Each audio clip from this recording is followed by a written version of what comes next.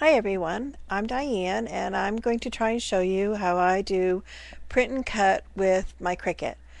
I'm not doing it the same way most of the ladies on the website are, where they will print the image and then they do an auto trace in their software and then they cut it out and then they tape that image back to the printed cutout and run it back through their printer. I'm sure you've seen this. Since Cricut Imagine's come out, there are a lot of people trying to find ways to do the same thing using what they already have, and that's what I'm trying to do. Um, what really got me looking into it is when I run out of cardstock or a company starts selling cardstock that I like, um, I now can recreate it. And one of those cardstock would be a flesh tone color. Um, Stampin' Up! Used to sell, I think it was Bashful Blush or something like that, and it was one of my favorite colors to be using for when I'm doing my children's or um, cartoony type characters. And so now all I have to do is I can use the RGB code, which you can Google on the internet and type in Stampin' Up! RGB codes or Close to My Heart RGB codes, or if you have some other favorite card stock company, you can get their RGB codes, I'm sure, by just Googling it. And I type in that code and I now can match my colors, just kind of like a paint store. So anyways, tonight I'm going to be showing you quickly. I have to talk fast because YouTube only gives you 10 minutes, but I'm going to show you a file that I'm using from treasureboxdesigns.com. Dinah was nice enough to let me use her one of her images, which I'm going to show you what we're going to be doing. Let's see if I can zoom in. I'm going to make that little guy and his crow partner. I was going to do all of it, but for the sake of time I just did him and the little crow to show you.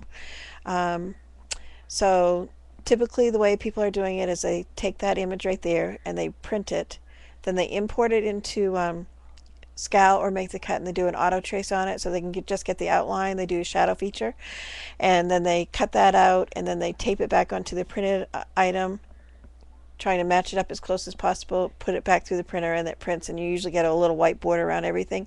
And I just didn't want that kind of a texture for me, so this is what I've come up with. So I'm going to show you here.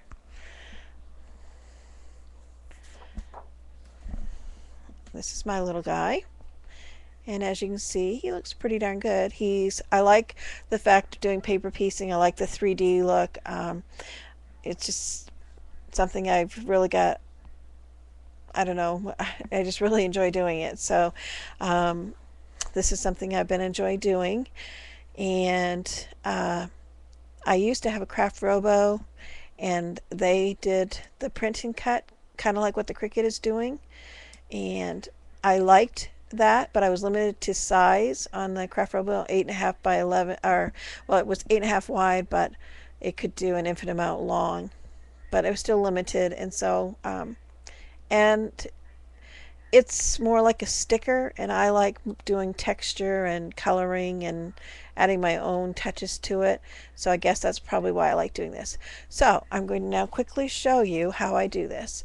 And unfortunately my laptop battery died, so I have to show you on my desktop, which I won't be able to show you the print preview, but I'll try to show you roughly what it would look like. So we're going to start right here.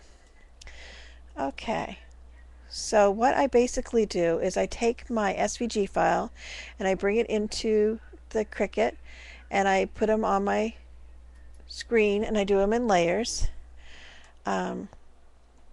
So there's my bib overall, and once I have all my layers done, I go and I then will choose my colors, and I looked up the RGB colors for a brown that I liked. I can't remember the name of it at the moment, but what I would do is I click on custom colors, and you need to choose one of these boxes that's empty. You click on that first, then you come over here and you will type in your, you'll type in your code. In this case it's 1 sorry about that, 115, 65, and 22, and then you'll click Add Custom Color, and then it'll show up in your box right over here. It's now in your box, and then you will click that box one more time and then click OK, and then you will now have it as your bib overalls. And you do that for all your pieces. Once you have all your cut pieces colored, you then hide them. So you will close the eye on your properties, your layer properties. You close that box right here. Some of you are new to this, you might not know this, but you hide it. Okay, and then what I do next is, this is what makes what I do kind of fun. I then go to my basics shapes, and I will choose, I'm going to minus out here a little bit, sorry. I will pick out my squares or rectangles. I basically do squares, and I put however many pieces I need, 7 or 8, so I'm just going to put 1 for right now to show you how I do this. And so I now have my square on my screen, and what I do is I take that square, I hope you can see this all right, sorry for talking to myself. I take that square and I make it bigger than my piece, just a little, not a bit bigger, a little bit wider, so that it covers those bibs, the bib overalls. And then I will put it on its own layer, so I would keep it checked, put it on its own layer, and once it's on its own layer, I will then choose that brown color that I just saved in my custom colors, and I will create the brown box around it, and I do that to all my pieces. Okay, so I have my flesh tone, my yellow for my hair, my red for my patch, my straw hat, etc. And once I do that, I hit print. But before you hit print, you need to check off, excuse me, you need to check off the outline shapes box, which I'm trying to zoom in and show you right here. It's a property box. You make sure this is unchecked, otherwise you're going to have little outlines around your shapes, and we don't want the outlines because they will show up in your cut. So once you do that, you're all set to hit print. Once you hit print, you will have, this will be what comes out of your printer. Just a second. You'll have this with all your pieces. It's just like laying your cardstock on your mat to cut. Make sure that you have your colors matching what's on your screen, and then you put it in your Cricut and you hit cut, and now you will have all your pieces cut out just like if you did cardstock.